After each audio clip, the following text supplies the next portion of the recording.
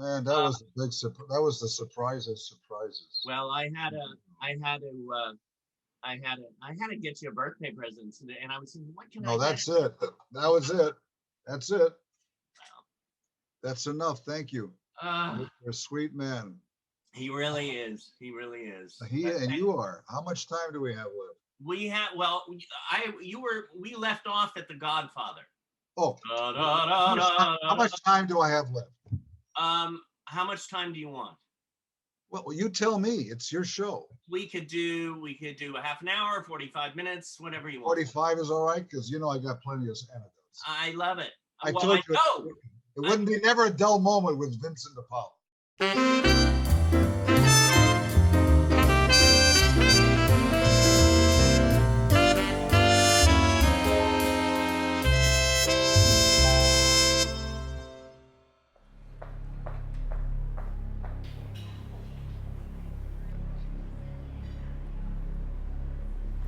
Frank Tipler. Frank Tipler, the book. I read it a long time ago. Quite fascinating. Do I know you? Well, unfortunately for me, you do not. Hardly anyone has ever heard of Frank Tipler. I'm quite impressed. How do you like the book? People don't read where you come from? Yeah, they read. It's usually junk.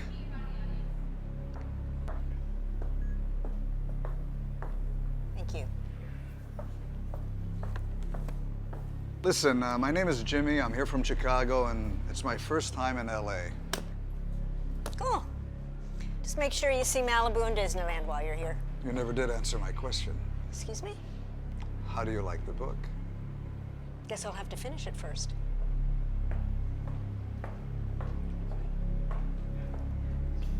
I need you to kill him. Yeah, sure, Mike. What do you want me to do? I'll put a needle in his arm, make it look like an overdose. He's going to end up that way anyway, for crying out loud. No, I need you to shoot him with a gun. It has to be here and here. Why? Because it has to look drug-related. He's a fucking junkie, okay? No. Why do you want him dead? Joe, don't do this. Don't fucking do this to me. What? You're always taking coke up the nose. I don't know what the hell you're thinking half the time. That has nothing to do with this, You okay? think I'm not going to I'm as reliable as can be. Listen, Mike, I'm not going to rush into this. I'm going to think about it very carefully, and I want you to think about it very carefully. I want you to kill this little son of a bitch. I want it to look like it's He's going to end drug-related. up dead. He could be dead right now as we speak, for all I know. Give him a call. He's probably not going to answer the phone. He's probably dead. You are a fucking hitman, for Christ's sake, and I'm paying you to do a job. Why don't you say that a little louder? You want a microphone, Mike? Huh? You want a microphone? We Is that needed what to you find brought out me what here? we could To about tell this me what I asshole, do? and this is What the would next you step. do? He fucking deserves it, and you know it. I do? I probably know him better than you do. But the point is, why do you think he deserves this, Mike? Well, other than fucking up my daughter's life and her future, what about that kid he put in a wheelchair? And the other one he put in the morgue? He's a disaster waiting to happen, and he's just gonna ruin someone else's life down the road. I know it. Don't look at me like that. It needs to be done. All right, Mike. Up front. I'll do it, and I'll call you when it's done to confirm it. But no more contact with me for 2 years. You understand that? Yes. No more contact. Is that understood? Yes. You sure, Mike? Are you ready for The Godfather? Yes. Okay, you appreciate this. Yeah. You're a Hollywood guy, you're a show business guy, and you're an actor and you're a producer, writer, and you and everyone like you would appreciate this story. Here is a epitome, well, one of the great Hollywood stories of all time, in the sense of an actor, unknown actor coming to Hollywood. Yeah. After the San Francisco experience, when I was up there on Gary Street, I went to the drugstore or some store, and I found the book, The Godfather. The Godfather came out in 1971, the book. Yeah. For those of you who are young who don't know what The Godfather is, it's a movie written by Mario Puzo. One of the top of all time. Well, you would know, but a lot of people, what, The Godfather? I heard about it. Marlon Brando started it and Al Pacino. All right. So, and Francis Ford Coppola directed it. Okay, so the book says soon to be a major motion picture. I read the whole book in one sitting, practically, between white bread and Cool Whip. What do you call it? The Miracle Whip mayonnaise, because I didn't have much money then. So I'm reading the book. I said, I want to be Michael Corleone. I'm a 20-year-old kid. I want to be Michael Corleone, who was the main lead played by Al Pacino. Anyway, I packed my bag within a week or so, and I told my roommate, Chow, he was an Air Force guy who just got out of the Air Force, sweet guy. All you have to do is eat and drink beer. So I came down to Los Angeles by plane, Burbank Airport. I get off the plane, get a cab, and I had with me a card that my professor in college, Mr. Turner from England, our speech teacher and English teacher, said, if you're ever in Hollywood, go see William Condit Agency. So I tell the cab driver, bring me to, I'd never been in Hollywood. I'd never been in Los Angeles. So I wore my Columbo type Peter Falk white overcoat. I had the bag, and there I am at 20 years old. Bear in mind, 20 years old. I'm a kid. From Seattle, through San Francisco, from Italy, all that crap. So I come to Sunset and Poinsettia, and right across the street is still Ralph's over there, Ralph's store. And there it is, William Condit Agency. I get dropped off, and theatrical agency. They were selling real estate, but mainly, but they also had a theatrical agency. So it's no longer there, by the way. So I go inside, I say, I'm so-and-so, and Mr. Turner told me to come here, and if I want to be an actor, I need an agent. So what do I do? Well, you need photos. So what do you call yourself? At that time, you know what I called myself? James Hilton. James Hilton? My first stage name was James Hilton. You'll never see that printed anywhere because I never ended up using it. Until one person in the show business world, a lovely woman, said to me, casting a film, or she was an assistant, a PA on the film crew of some sort. She said, what's wrong with being Italian American? What's wrong with being Jewish? David Zimmerman. Right. I said, again, 2021, no, you're right. I don't think it was too hard to pronounce. No, Di Paolo's a nice, beautiful name. So I kept my name Vince Di Paolo. Yeah. So I had to walk up to Hollywood and Highland and going further east to McCadden, Cherokee, and Hollywood, near Fredericks of Hollywood. And there was a photo studio named Simone and Bronco Studio. An Armenian, Yugoslavian, two guys owned the photo studio. I ended up working there and staying there for years. But there I got my photos, composites. One picture in the front and four little ones in the back with your name on it. That's how I started. Now, The Godfather brought me to Hollywood. I went to audition at Paramount Studios, like 100,000 other people did. In those days, you would call an 800 number. And if you're, they had an 800 number. Did they? It was a publicity thing. Right. Call 800 number. If you're Italian American, speak Italian, call this number, we'll see you. Well, I guess a lot of people did. By the time I got to see Fred Roos was interviewing me and others. He was the associate producer on all three Godfathers. Frederick Roos, I guess he's passed on now. Fred Roos was a big producer. So I got to see him. Okay, remember now, San Francisco, Burbank, agent, photo studio, and I set up an appointment with the 800 number to talk to someone at the studio who turned out to be the producer of all three Godfathers. I get to see him. I had prepared myself, my friends, one from India, one from New York, said, Vince, dress yourself up like a Sicilian peasant. Button up here with a double-breasted jacket and wear a beret. And I had boots on and I put my pants in the boots. I looked like somebody off the boat, right? So I go there, I walk up the stairs. Hold on. I walk up the stairs and I see Anthony Caruso. Are you familiar with that old-time actor? Yes. Anthony Caruso? Yeah. He was there. He never got a job in the movie, but he was there auditioning, sitting and waiting to get interviewed. And while I was walking up the stairs, David, I heard this moaning and cry from a great looking model type actor, blue-eyed and blonde hair. He said, I got to play Tom Hagen, who was played by Robert Duvall. He said, nobody can play. I can play Tom Hagen. You got to give me the job. He was actually begging for a role. And I promised myself while walking up those wooden, squeaky stairs at the studio, I'll never do that. You're not going to see me beg and cry. right?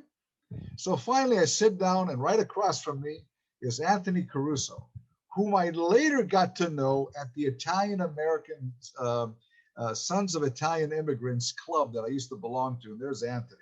And I told him about this, but I love the man, but he's deceased.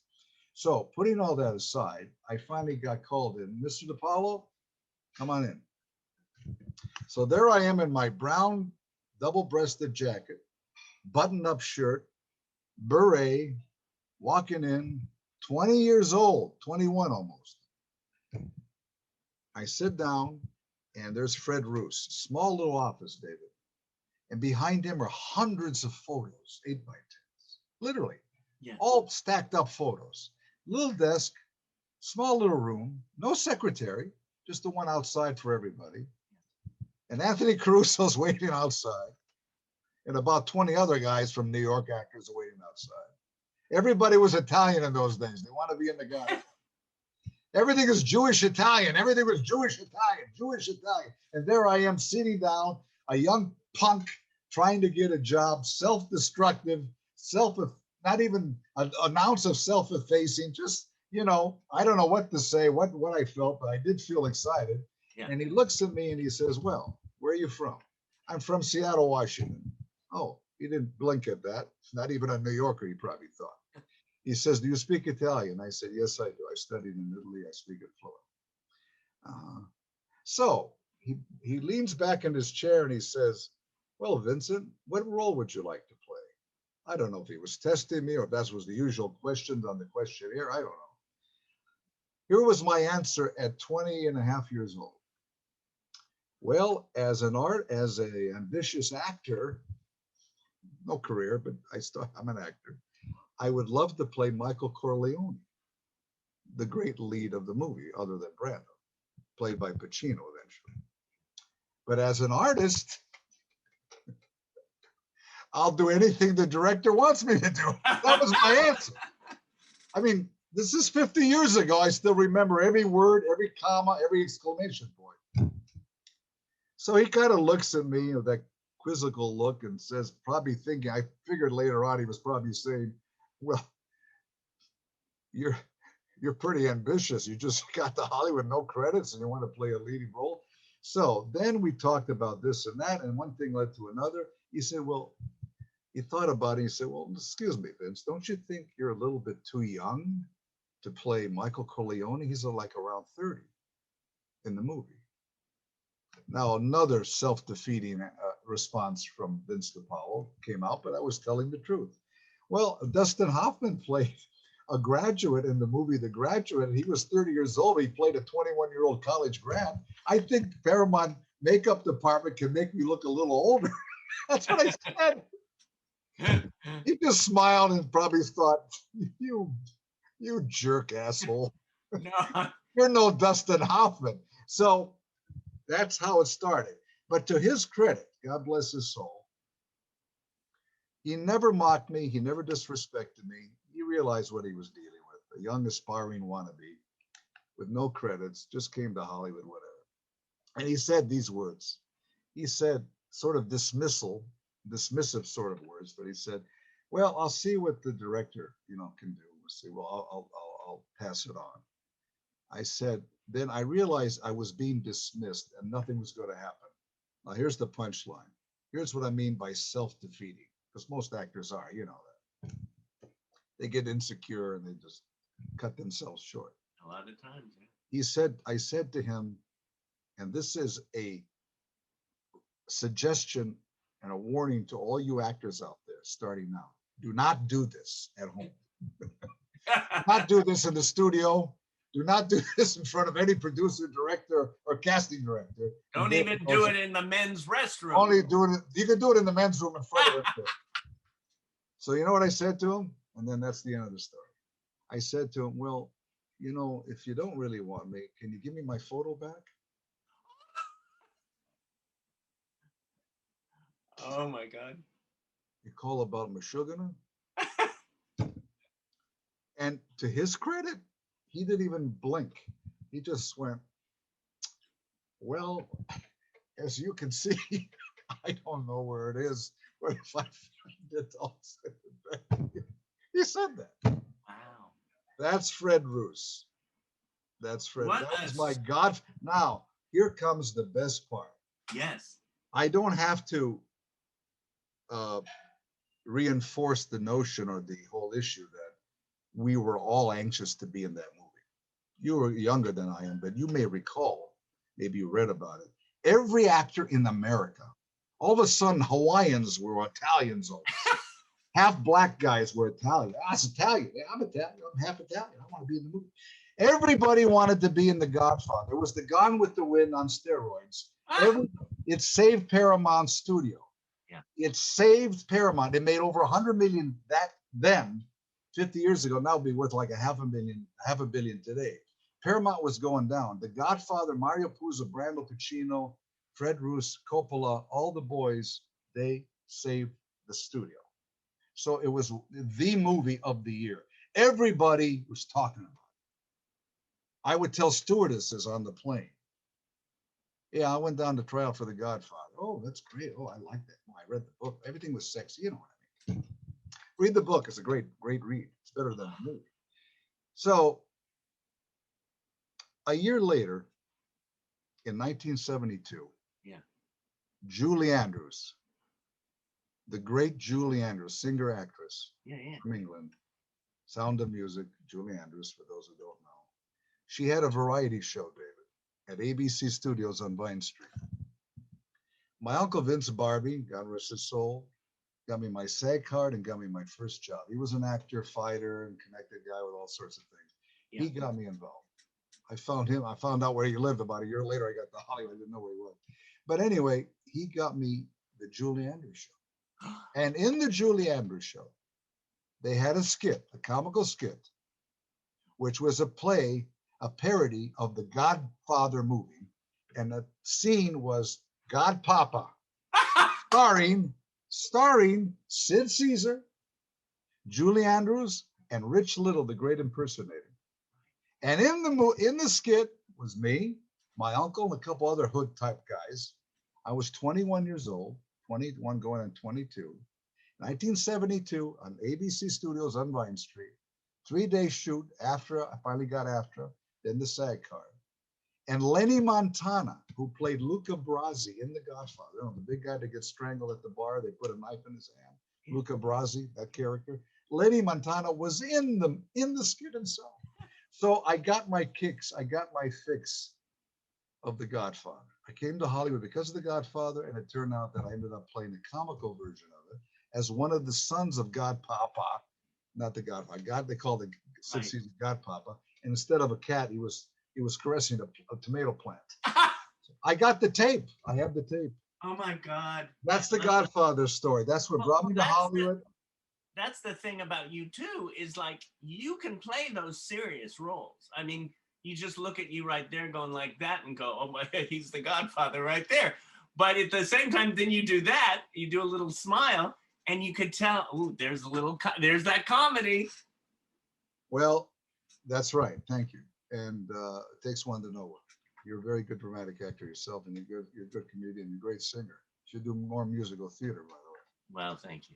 But the bottom line is, it is a story that defines great passion, desire, and hopes and dreams, and then they're suddenly dashed by Fred Roos himself. No, I'm kidding. But they're suddenly dashed.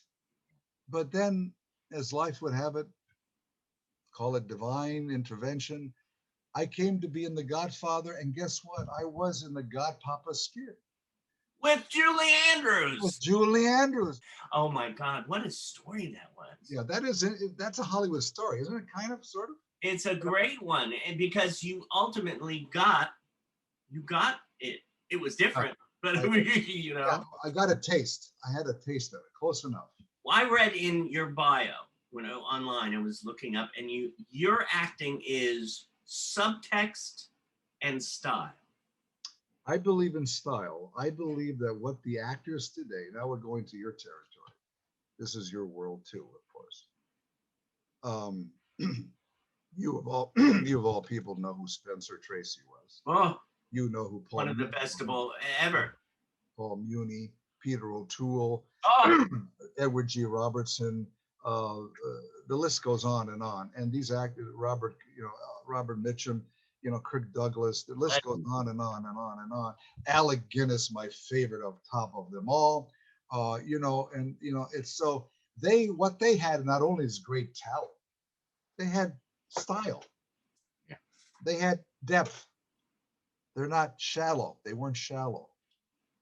Like some actors, most actors today, they recite their lines, they just do it, it's sort of perfunctory, if you will, it's mechanical. And you got to add a certain nuance. The Pacino, De Niro, and Pesci, I named those three, not because they're Italian American, it's just because everybody knows who they are. But what do they have to offer when they're on the screen? They're brilliant in nuances. That certain pause, that look, certain tilt of cadence of the line. oh my God. You do impersonations. Is that what you think I meant? Do you think I meant that? Or do you think I meant that? No, you got it all wrong. They have that ability to take a phrase, a line, and just milk it like Streisand would milk a note. Would peel the grape with her great voice. Then I don't know about now, but you know what I mean. There's similarities in all forms of art. Great, fine arts is also it all interrelates, right? So I tried to add some schmaltz, some which means fat. I try to add some taste and some. I'm gonna say schmaltz because Schmaltz. we used to have schmaltz in the freezer outside that my grandmother would make. To cook, you cook with it. Yeah. Yes. You gotta add some flavor to your deliverance of lines, whether it's one line or a whole soliloquy. Yeah. I mean, all you have to do for all of you who are not familiar with the great ones like Edward G. Robinson or Spencer Tracy, they did not go to method acting or whatever works. Of course, I don't knock method acting. Stanislavski and all these type of methods, Chekhovian method acting, Meisner method acting, they all work. They all have something to offer, of course. But ultimately, you don't put on a mask. You take a mask off to be the character. You show a lot what's in you. You take from behavior. It's all about behavior. It's behaviorism. Don't act, behave. And George C. Scott, another great actor. George C. Scott, Patton, that guy, played Patton. He said acting is understanding, imitating, and communicating. You understand life. You study art. You read. You learn. You have experience. You travel. You interact. Whatever it takes. All that stuff is in your brain. It's in your heart. It's in your soul. Then you that's understanding, knowledge. And then you imitate what you see, and then you communicate it. You're the person on the stage. You're the person in the audience, and you're the actor. You're the part. You're the actor, the character, and the audience. You're 3 in 1. So the number 3 is very important in all this. Threes, it's a numerological type of thing, but I believe in that because you can't separate you, the actor, from the character totally. Peter Sellers, in some of his roles, there's another great, underrated great series. One of my favorites of all time. He's a genius. In the movie Being There, it is so simple of a role, and yet look what he does with the nuances of his delivery of his lines. And now we're talking shop here. I don't know if you want to do that. No, whatever you want. Listen, I'm here with you on your birthday, and ask me something. Okay. Well, you were talking about legends. I mean, you knew Tony Curtis. Oh, I worked with Tony Curtis, yeah, in a movie called Lepke, a gangster movie. Yeah. And Tony was a character. He was a prankster. He had just made a comeback with Menachem Golan's, the director's movie called Lepke. Milton Berle was in that, and people like that, and Carol Lindley, I think, was in that. and I played an Italian gangster. Wow, what a stretch. So, but I was picked out of the extra cast. I was picked out of the extra group, and Menachem Golan, you know, the famous director from Israel. Yeah. Nice guy. He was a good sense of humor. He's a great guy. It took him 2 years to pay Tony, but that's another story. Yeah. But he paid us. He said, "You, what's your name? What's your name?" Vincent Di Paolo. Come over here. So he just took me and gave me a line. And if you watch the movie, which was in 1974, I got one of these. I checked the thing for drugs and this and that. I give the order. I have a scene with Tony. It's a great shot.